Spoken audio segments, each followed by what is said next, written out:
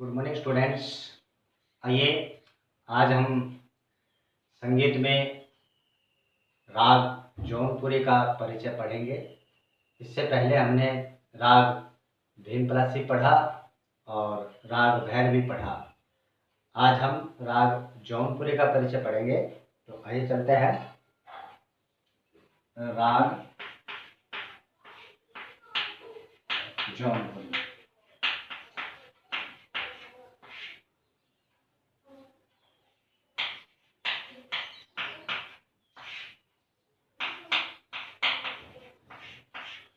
बेटा, राग जौनपुरी जो है, इसके विषय में ऐसा कहा जाता है कि जौनपुर के जो राजा थे हुसैन सरखी, उन्होंने इस राग की रचना की और इसलिए इसका जो नाम है वो जौनपुरी रखा गया। वैसे राग जौनपुरी की जो उत्पत्ति है वो आसावरी थाट से मानी गई है और इसका जो थाट रहेगा बेटा वो रहेगा आसावरी। अभी हम यहाँ पर राग का जो शॉर्ट परिचय है वो लिखना सीख रहे हैं। इसके बाद इसका जो परिचय वो विस्तार से एक पैराग्राफ में हम लिखेंगे। तो जो मुख्य जो बातें हैं वो इस प्रकार से इस राग की लिखी जाएंगी और फिर उन सभी बातों को हम विस्तार से पैराग्राफ में लिखेंगे। सबसे पहले हम राग का नाम लिखेंगे, जिस राग का परिचय लिखना है, फिर उसका थाट लिखेंगे। राग की जो उत्पत्ति है वो थाट से होती है और राग जो है वो कौन से थाट से बना है, कौन से थाट से उसकी उत्पत्ति हुई है। तो हमारा जो राग है जौनपुरी, इसकी जो उत्पत्ति है वो आसावरी थाट से मानी गई है। इसका थाट के बाद आएगा बेटा वादी स्वर। वादी स्वर के विषय में हमने पढ़ा था कि ये राग का मुख्य स्वर होता है, प्रधान स्वर होता है। तो राग जौनपुरी का जो वादी जो स्वर है वो है धा। कौन सा है? धा है और इसको धैवत भी कहा जाता है। यहाँ पर हमने इसका छोटा रूप लिखा है। और इसके बाद इसका जो सहयोगी जो स्वर है, जो मंत्री की भूमिका में रहता है, वो संवादी स्वर कहलाता है। और इसका जो संवादी स्वर है बेटा वो गा रहेगा, इसको गंधार कहा जाता है। ये प्राचीन नाम है रागों स्वरों के, जैसे कि षडज होता है, ऋषभ होता है, गंधार होता है, मध्यम, पंचम, धैवत, निषाद। और आधुनिक काल में संगीत के जो विद्वान लोग थे उन्होंने इनके छोटे नाम रख लिए, जिनको लिखने में, गाने में, बोलने में आसानी रहे। तो ये छोटे रूप में हम यहाँ पर लिख रहे हैं। धा ये धैवत है, गा गंधार। इसके बाद बेटा आता है वर्जित स्वर। और वर्जित जो स्वर है इस राग में रहेगा बेटा गा स्वर आरोह में। आरोह में गा रहेगा। और जब वर्जित स्वर का हमें पता चल जाता है तो उसके बाद राग में जो स्वर है कौन कौन से लगेंगे वो उनका पता हमें लग जाता है और उन स्वरों के आधार पर राग की जाति बन जाती है। तो इसके बाद हम लिखेंगे राग की जाति। अब राग के आरोह में एक स्वर वर्जित है, तो आरोह में हमारे पास 6 स्वर लगेंगे, 6 स्वर बचे हमारे पास। और 6 स्वर जब राग में प्रयोग होते हैं तो उसको शाडव कहा जाता है। तो राग में आरोह अवरोह दोनों होते हैं। यहाँ पर वर्जित जो स्वर है वो केवल आरोह में है, अवरोह में यहाँ पर वर्जित स्वर नहीं है। और जब अवरोह में वर्जित स्वर नहीं होते हैं तो उसका मतलब होता है कि उस राग में सभी स्वर प्रयोग होंगे। तो यहाँ पर आरोह में हमारे पास एक स्वर वर्जित है, अवरोह में सभी स्वर प्रयोग हो रहे हैं। और सभी से मतलब है 7 स्वर। तो अवरोह में 7 स्वर लगेंगे, तो 7 स्वर जब राग में प्रयोग होते हैं तो उसको संपूर्ण कहा जाता है। तो हमारी जो जाति बन गई बेटा वो बन गई साडव संपूर्ण। यहाँ पर जो ये जाति है ये साडव की उपजाति है।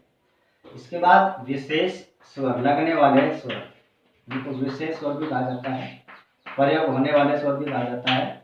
यहाँ पर हम लिखेंगे विशेष स्वर। विशेष स्वर में हमारे पास आसावरी थाट है बेटा। आसावरी थाट से पता चलेगा। आसावरी जो थाट है, इस थाट में ग ध नी 3 स्वर कॉमन रहते हैं आसावरी थाट में, और वो तीनों ही हमारे राग में प्रयोग हो रहे हैं। आरोह में गा वर्जित है, लेकिन अवरोह में संपूर्ण है तो सभी स्वर लगेंगे। तो यहाँ पर हम तीनों स्वर दर्शाएंगे, ग ध नी। ये तीनों स्वर राग जौनपुरी में विशेष की भूमिका में रहेंगे। और इसके बाद आएगा बेटा गायन समय। गायन समय बेटा राग जौनपुरी जो है वो दिन के दूसरे पैर में गाया जाता है। दिन के दूसरे प्रहर। राग जो जौनपुरी है वो दिन के दूसरे प्रहर में गाया जाता है। इस प्रकार से राग की जो मुख्य जो बातें हैं वो हमें इस प्रकार से लिखेंगे शॉर्ट में। ये सभी बातें शॉर्ट में लिखे गए। इन सभी को हम जब विस्तार से लिखेंगे तो पैराग्राफ बनाएंगे। कैसे लिखोगे? राग जौनपुरी की उत्पत्ति असावरी थाट से मानी गई है। राग जौनपुरी का वादी स्वर धैवत धा व संवादी स्वर गंधार गा होता है। वादी स्वर धा होने के कारण ये उत्तरांगवादी राग है, क्योंकि धा जो बेटा वो उत्तरांग भाग में आता है। मैं आपको थोड़ा सा यहाँ पर बताऊं कि सा रे गा मा पा धा नी सा, इस प्रकार से 7 स्वरों को 2 भागों में बांट रखा है। सा से पा तक जो स्वर है इनको कहा जाता है पूर्वांग भाग, और मध्यम से इस सा तक के भाग को कहा जाता है उत्तरांग भाग। हमारा जो धा है बेटा वो उत्तरांग भाग में आता है, तो इसलिए हमारा जो राग है वो उत्तरांगवादी राग कहलाएगा, और इसका संवादी स्वर गंधार गा होता है। तो राग जौनपुरी उत्तरांगवादी राग है।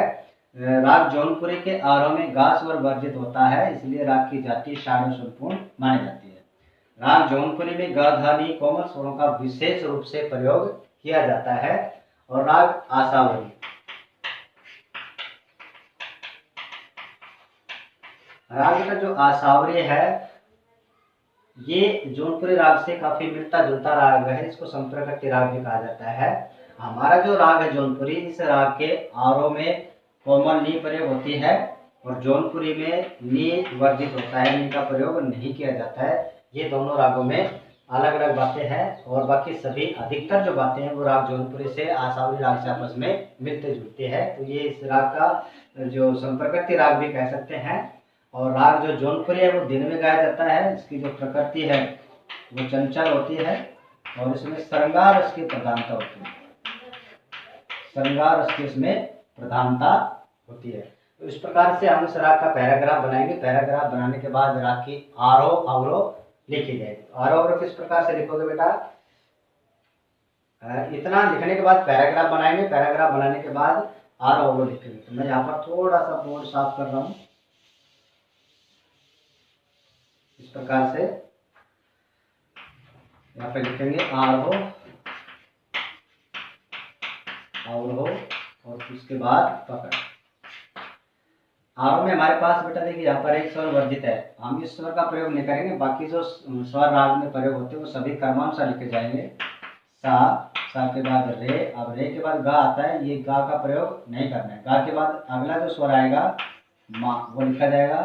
फिर उसके बाद पा, धा, नी, और फिर तार सप्तक का सा, यहाँ से दूसरा सप्तक शुरू हो गया।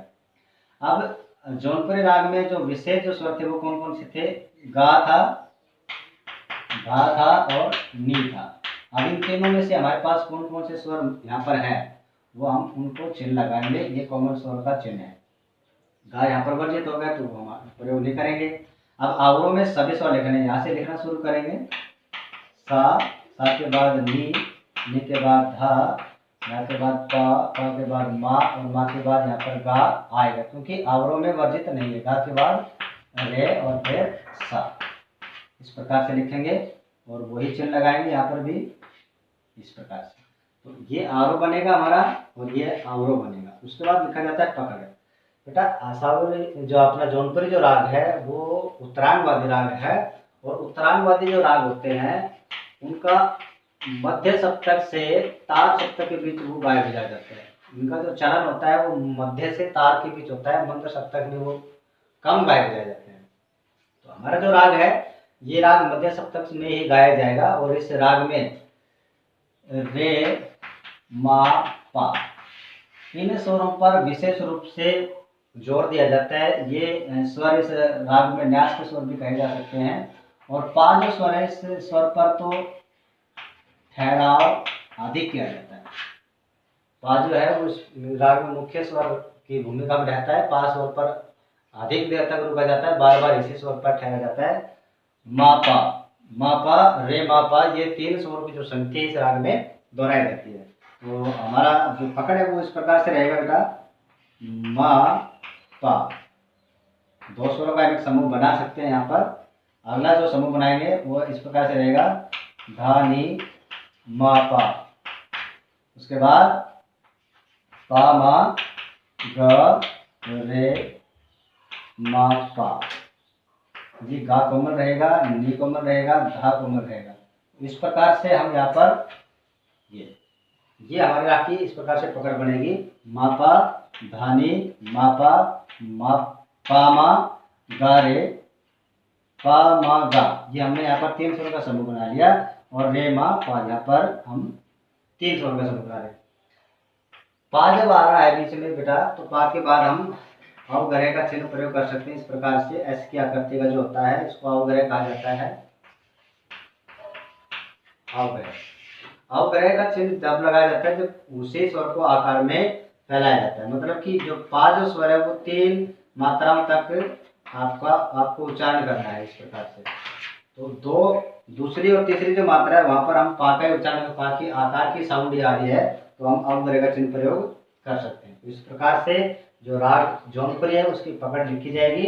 ये सभी शॉर्ट में सभी बातें लिखते हुए हम विस्तार से इसका एक पैराग्राफ बनाएंगे, फिर उसके बाद आरोह अवरोह और पकड़ लिखा जाएगा। आशा करता हूँ कि आपको इस वीडियो के माध्यम से राग जौनपुरी का परिचय समझ में आएगा और आप सभी विद्यार्थी इस वीडियो के माध्यम से राग जौनपुरी को समझने का प्रयास करेंगे। धन्यवाद।